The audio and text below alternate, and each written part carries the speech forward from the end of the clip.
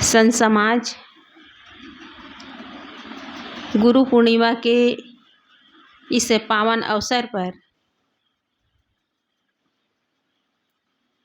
मैं भी अपना कुछ विचार प्रस्तुत कर रही हूँ।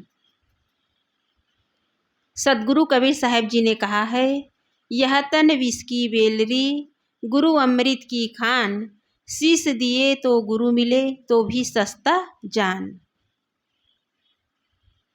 यह शरीर कहा गया है कि विष की बेलरी, अर्थात ये शरीर जो है विषय वासनाओं के कारण इस शरीर का जन्म हुआ है। क्योंकि कहते हैं कि शरीर के जन्मदाता कौन है? माता पिता। लेकिन जीवन दाता कौन है? सदगुरु। तो ये शरीर जो है विषय वासनाओं के कारण इस संसार में आया हुआ है और इन्हीं विषय वासनाओं के कारण ये मानव जीवन जो है विषयों के अंधकार में भटका हुआ है। ये विषय क्या है? अंधकार है और इसी में अनादिकाल से यह जीव जो है भटक रहा है। खाने में, पीने में, देखने में, सुनने में, स्पर्श करने में, बस इन्हीं विषयों की आसक्तियों में यह जीव जो है भूला हुआ है। उसे जीवन में कहीं शांति नहीं मिली और हर जीव आज शांति की तलाश में भटक रहा है। न भौतिक पदार्थों में सुख है, न शांति है और न ही कहीं प्राणियों में सुख और शांति है। सुख और शांति का रास्ता बताने वाले हमारे वैराग्यवान संत महापुरुष हैं, जो हमें शांति का रास्ता बताते हैं। और वो शांति का रास्ता क्या है? ज्ञान के पथ पर चलना। बिना ज्ञान के जीवन में सुख मिलने वाला नहीं है। तो जन्म के दाता कौन है? माता पिता।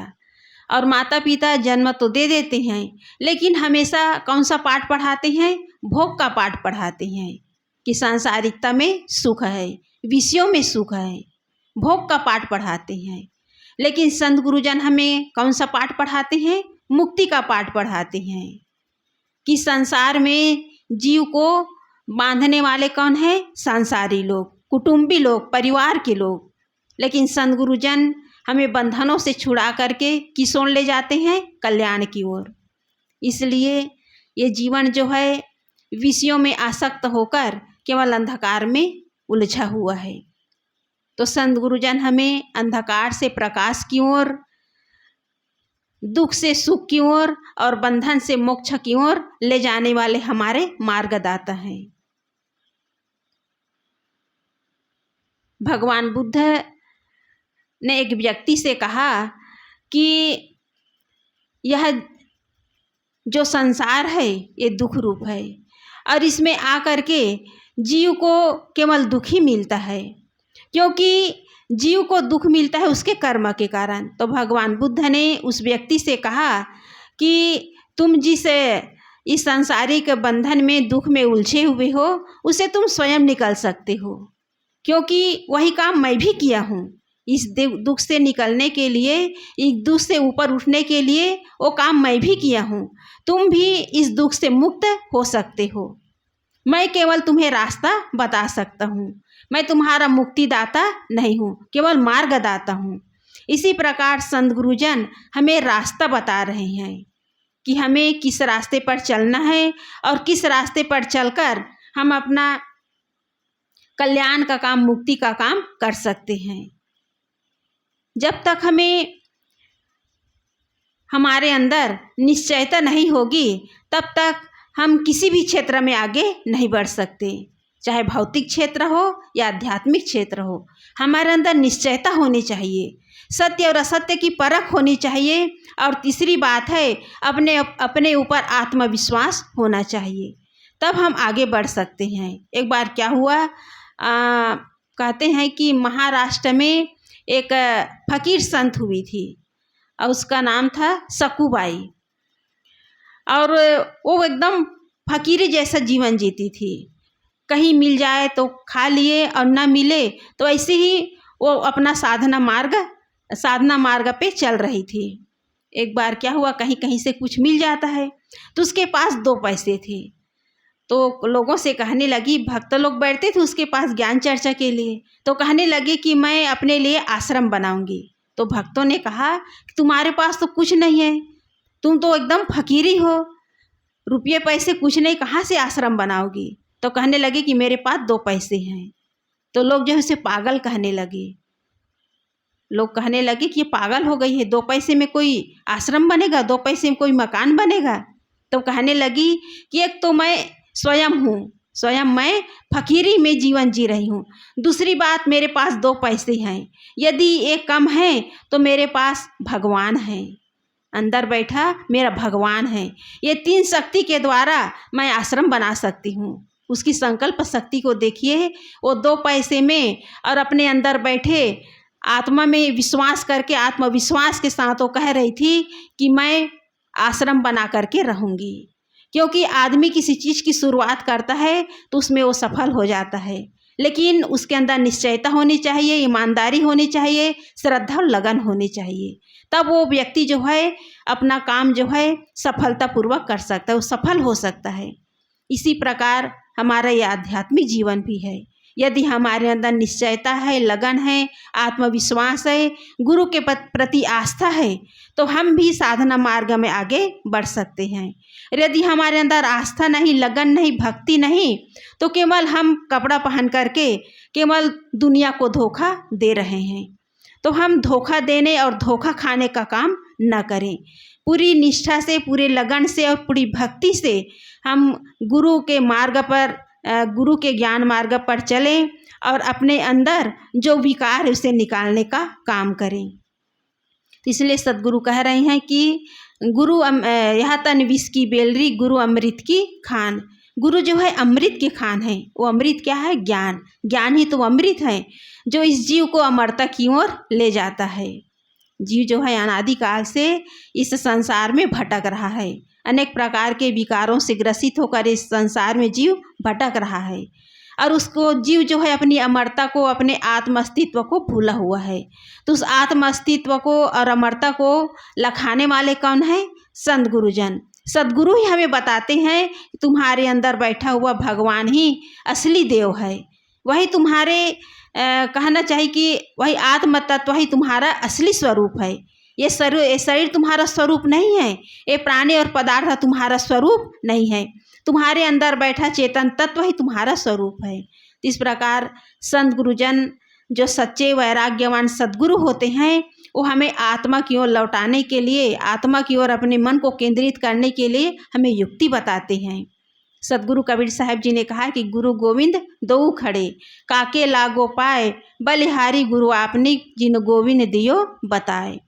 उस गोविंद को बताने वाले, उस राम तत्व को बताने वाले, उस अल्लाह खुदा और गाड को बताने वाले सदगुरु ही हैं। कि संसार में जीव के अलावा कोई भी श्रेष्ठ नहीं है, जीव ही श्रेष्ठ है, जीव ही महान है। लेकिन लोग जो है अपनी महानता को, अपनी विशेषता को, अपनी गरिमा को भूलकर बाहर भटक रहे हैं। पहाड़ों में, पर्वतों में, नदियों में केवल खाक छान रहे हैं कि वहाँ हमें ईश्वर के दर्शन होंगे, जबकि ईश्वर अपने अंदर बैठा हुआ है। उसका ज्ञान न होने के कारण लोग जो है अंधकार में अपने आप को खो रहे हैं। इस प्रकार हमें चाहिए कि हम गुरु के बताए हुए मार्ग पर चलें और उनके प्रति हमारी सच्ची निष्ठा हो, गुरु के प्रति समर्पण का भाव हो, तब हम भक्ति का काम कर सकते हैं। केवल कपड़ा पहन लेने से गुरु आ गए तो बंदगी कर लिए, फूल माला चढ़ा लिए, बस इतने में भक्ति पूरी नहीं होगी। भक्ति आत्मा से होनी चाहिए। जब तक हम आत्मा से भक्ति नहीं करेंगे तब तक हमारा हृदय निर्मल होने वाला नहीं है। जैसे हम घर की सफाई करते हैं, अपने जो घर आंगन है उसकी सफाई करते हैं, अपने घर में बर्तन चौका है उसकी सफाई करते हैं, उसी प्रकार हम अपने अंतःकरण की सफाई करें। और उसके लिए क्या चाहिए? ज्ञान रूपी जल चाहिए। और उसके लिए चाहिए रोज़ सत्संग। रोज़ सत्संग में बैठ करके हम अपने अंतःकरण को झांकने का प्रयास करें कि हमारे अंदर कितने दोष हैं, हमारे अंदर कितनी कमी है, और हम अपने जीवन में भक्ति मार्ग में आगे हम कितना बढ़े हैं और हमें कितनी सफलताएं मिली है, इसका हम मूल्यांकन करें। यदि मूल्यांकन नहीं किए, अपने अंदर हम झांकने का प्रयास नहीं किए, केवल ऊपर से भक्ति कर रहे हैं, तो हम कभी सफल नहीं हो सकते। तो मुख्य बात है कि गुरु के द्वारा जो हमें ज्ञान मिला हुआ है, गुरु के द्वारा जो हमें बोध मिला हुआ है, उसके प्रति हम गुरु का जो उपकार है उसे हम चुका नहीं सकते। कहा गया है कि यदि गुरु का जो उपकार है, उस उपकार को चुकाने के लिए अपने चमड़े की जूती भी बनाकर गुरु के चरणों में समर्पित कर दे, तो भी हम उसके ऋण से उऋण नहीं हो सकते। इतना गुरु का हमारे जीवन में उपकार है। गुरु की महिमा अनंत है, अनंत किया उपकार, लोचन अनंत उघारिया, अनंत दिखावन हार। गुरु का अनंत उपकार है हमारे जीवन में। गुरु की महिमा को समझें, गुरु के ज्ञान को समझें, उसे अपने जीवन में उतारने का प्रयास करें, तब भक्ति पूरी होगी। जब तक हमारे अंदर आस्था नहीं होगी, समर्पण का भाव नहीं होगा, तब तक भक्ति पूरी होने वाला नहीं है। एक घटना है कि छत्रपति शिवाजी अपने गुरु समर्थ रामदास के साथ भ्रमण के लिए निकले हुए थे। भ्रमण करते करते नदी के किनारे पहुँचे, तो शिवाजी तो राजा थे और वो कभी नदी पार किए नहीं थे, और उसके साथ उसके गुरु थे समर्थ रामदास जी। तो गुरु कहने लगे कि शिवाजी, मुझे पहले नदी पार करने दो, फिर तुम मेरे पीछे पीछे आना। तो शिवाजी कहने लगे कि नहीं गुरुदेव, पहले मुझे नदी पार करने दो। तो उसके गुरु फिर कहे कि शिवाजी, तुम बात क्यों नहीं मार रहे हो, मुझे पहले नदी पार करने दो, तुम कभी नदी पार किए नहीं हो। तो शिवाजी कहने लगे कि नहीं गुरुदेव, मुझे नदी पार करने दो, फिर आप पीछे पीछे आ जाइए। शिवाजी धीरे धीरे नदी में उतरे और जहाँ तेज बहाव था, वहाँ से पार होने के बाद गुरु से कहने लगे कि गुरुदेव जी आप भी आइए। फिर दोनों नदी पार हो गए। नदी पार करने के बाद समर्थ रामदास जो गुरु थे कहने लगे कि शिवाजी, आज पहली बार मैंने तुम्हें 3 बार कहा कि मेरी बात मानो, लेकिन आज मेरी बात को नकार दिए। पहली बार है, कभी मेरे बात का आप अनादर नहीं किए। जो भी मैं कहता था उसे आप पूरी श्रद्धा से, भक्ति से मान लेते थे, लेकिन आज मेरी बात को आप नकार क्यों दिए, क्यों नहीं माने। तब शिवाजी कहने लगे कि गुरुदेव जी, मैं आपकी बात को इसलिए नहीं माना, यदि आप पहले नदी में उतर जाते और नदी में यदि बह जाते तो आप जैसे गुरु हमको नहीं मिलता, और यदि मैं आपसे पहले नदी में आया और नदी में मैं बह जाता, मेरा शरीर नदी में बह करके समाप्त भी हो जाता, तो आप एक नहीं कई शिवाजी पैदा कर सकते हैं, लेकिन आप जैसे गुरु हमें दोबारा कहाँ से मिलेंगे, क्योंकि सद्गुरु एक होता है और जो जिज्ञासु मुमुक्षु हजारों होते हैं। इसलिए यहाँ शिवाजी का गुरु के प्रति क्या है, समर्पण भाव। ऐसे ही समर्पण भाव यदि शिष्य के हृदय में गुरु के प्रति हो जाए तो उसका बेड़ा पार हो सकता है। इसलिए हमें चाहिए कि हम गुरु के शरण में आए हुए हैं और गुरु की महिमा का गुणगान न करें, बल्कि उनके बताए हुए जो मार्ग है, जो रास्ता है, उस पर चलने का प्रयास करें। जो ज्ञान है उसे अपने जीवन में उतारने का प्रयास करें। ज्ञान बांटने के लिए नहीं, ज्ञान है जीने के लिए। हम जीने का प्रयास करें। अपने अंदर जो बुराई है, अपने अंदर जो विकार हैं, उसे निकालने का प्रयास करें। हम अपना सुधार करें। औरों को सुधार करना संभव नहीं है, हम अपना सुधार कर सकते हैं। गुरु भी हमें रास्ता बता रहे हैं।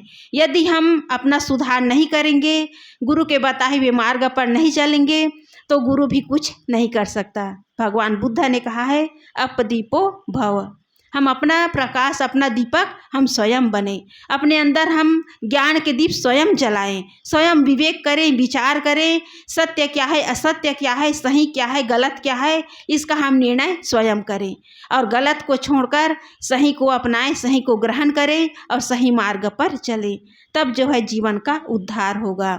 तो संत गुरुजनों का हमें सहारा मिला हुआ है, आधार मिला हुआ है, और उसके प्रति, गुरु के प्रति समर्पण, श्रद्धा और भक्ति अपने हृदय में भर करके गुरु के प्रति जो हमारे मन में आस्था है उसे हम संजो करके रखें, उसे किसी भी कीमत पर हम घटने न दें। संसारी लोग सांसारिकता में इतने डूबे हुए हैं कि वो उसी में सुख माने हैं, क्योंकि वहाँ उसे दुख मिल रहा है फिर भी वो उसी में सुख माने हैं। लेकिन आज हम दुख से मुक्त होकर के सुख की ओर अपना कदम बढ़ाने के लिए गुरु मार्ग पर हम चल रहे हैं।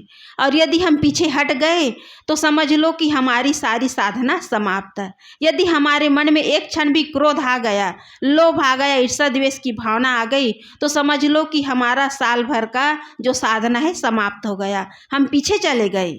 इसलिए हम पीछे हटने का प्रयास न करें, आगे बढ़ने का प्रयास करें।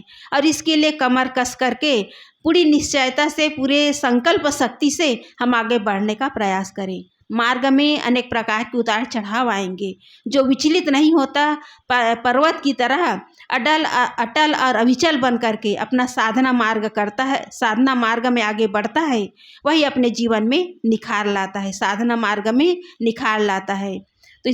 तो मैं कह रही थी कि ये जो साधना का मार्ग है, कल्याण का मार्ग है, ये हमारे लिए बहुत ही सुगम है। संत गुरुजन कितना साफ सुथरा रास्ता बता दिए हैं, कितने प्रकार से हमें युक्ति बता रहे हैं साधना मार्ग पर आगे बढ़ने के लिए, कल्याण की ओर आगे बढ़ने के लिए। केवल हमें चलना है, केवल अपने मन को मांझते हुए, अपने मन को निर्मल और शुद्ध करते हुए आगे बढ़ना है, क्योंकि सारा खेल किसका है? मन का ही है। ये मन ही आदमी को भटकाता है। केवल मन को हम वश कर लिए तो हमारा ये सांसारिकता के प्रति और जो हमारे मन में विकार हैं, वो सारे विकार सांसारिकता के प्रति जो हमारे अंदर झुकाव है, आकर्षण है, वो धीरे धीरे समाप्त होता चला जाएगा। तो हमें करना क्या है? गुरु के प्रति जो भक्ति है, जो श्रद्धा है, उसे बना करके रखना है, ताकि हमारे अंदर किसी भी प्रकार के विकार ना आने पावे। और इसके लिए हम अपने मन को देखें, अपने अंदर अंतःकरण को हम झांकने का प्रयास करें कि हमारे मन में क्या दोष है, हमारे अंदर क्या त्रुटि है, हमारे अंदर क्या कमी है, उसे हम देखने का प्रयास करें। औरों को देखेंगे तो हमारा कुछ लाभ होने वाला नहीं है, बल्कि नुकसान है।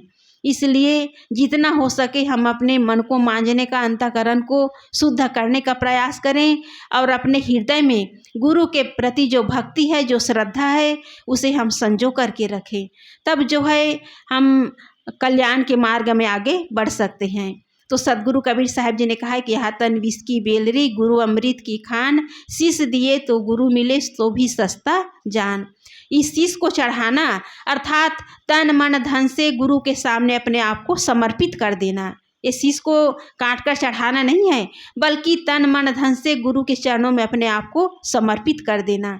तब जो है हम पूरे समर्पित होकर के अपना कल्याण का काम कर सकते हैं। शीश को चढ़ाना अर्थात अपने अंदर जो अहंकार है उसे चढ़ाना।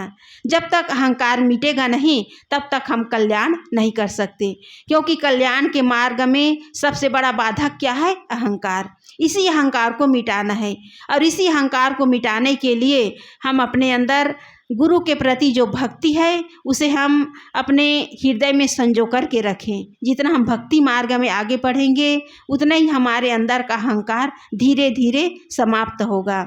इस प्रकार हमें करना क्या है? अपने अंदर जो अहंकार है, अपने अंदर जो विकार है, उसे निकालने का काम करें।